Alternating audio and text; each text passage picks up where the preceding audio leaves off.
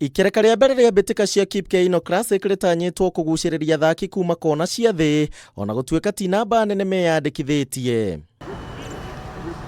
Maabitha kuma rũhonge rwa mahenya thĩinĩ wa thĩ matongoretio nĩ Marco Costens augĩte COVID-19 nĩ kũgirĩrĩria namba nene ya athaki gũkanyita itemi. This first edition in these COVID times is a bit more difficult to attract international athletes. We have a lot of international athletes, but I think for the next edition it will only get better.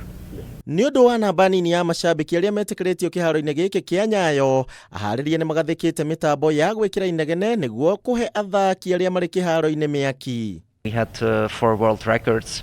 I think on Saturday we will have public in the stadium, very limited, but I think that's better for the athletes to perform.